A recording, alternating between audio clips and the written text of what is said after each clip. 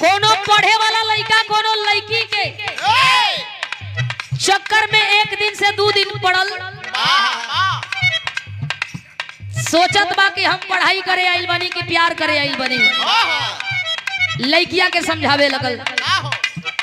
लड़की से लड़का कहे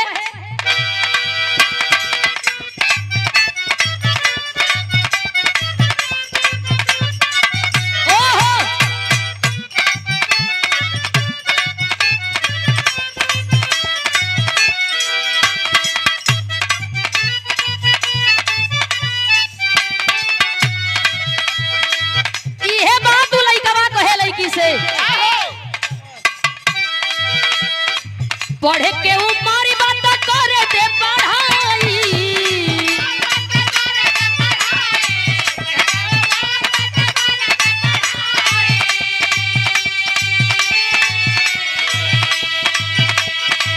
हमारा बकरा जानी प्यार के चढ़ाई।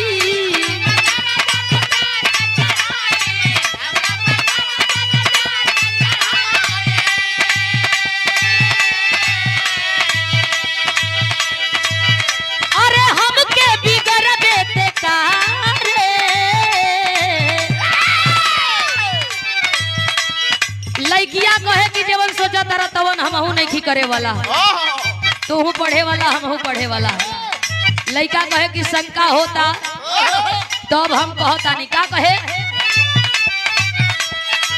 पढ़े के उमारी बात करे दे पढ़ाई।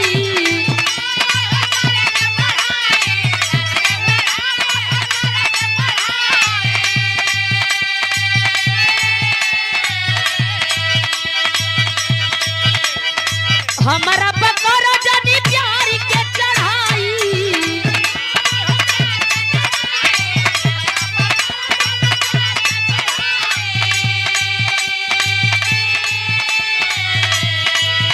अरे हमके बिगर बेटे का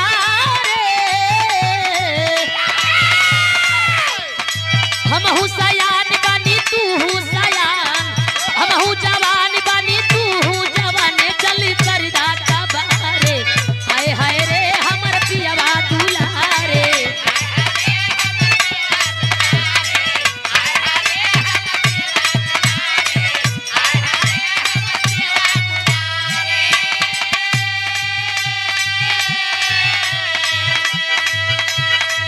और ये सादर पुरस्कार देकर के सम्मान किया गया। सम्मानित हमारे गुरु समान बड़े भाई रामचंद्र पहलवान बरही गाजीपुर और बिरहा जगत के शुभचिंतक हैं। सभी कलाकारों को आप सम्मान करते हैं, प्यार देते हैं, दुलार देते हैं। जहां तक बिरहा सुनल जाला, बोलल जाला और समझल जाला, वहां तक रामचंद्र पहलवान का नाम बा और हमारे सुनील पहलवान का भी नाम बा। पहलवानी क्षेत्र में जितना ही लोग सम्मान बटोर लेलन, उसे कहीं ज्यादा हमके लगता है कि लोग बिहार समाज में सम्मान बटोर लेलन। सभी लोग जान गए। और आज के जमाने में पहचान जरूरी है। आपके चरणन में हम कोटि कोटि प्रणाम कर रहल बानी। ओहो भाग्य हमारे कोहे उ लइकवा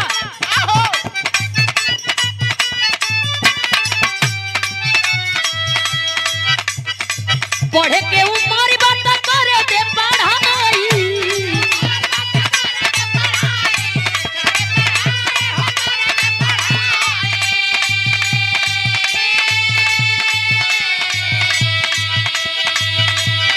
हमारा बकरा जानी प्यार के चढ़ाई।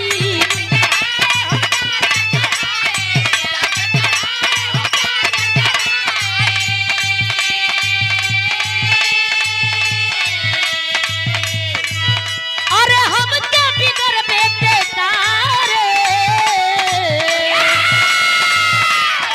हमहू सयाने बानी तू सयाने, हमहू जवाने बानी तू जवाने। चल जरिदा सवारे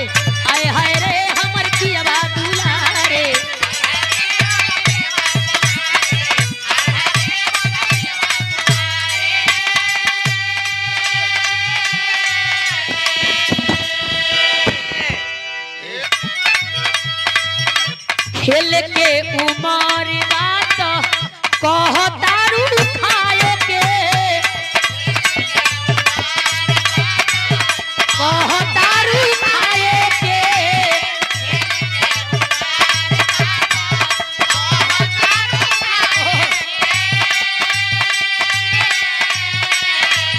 गलती जाती करब करी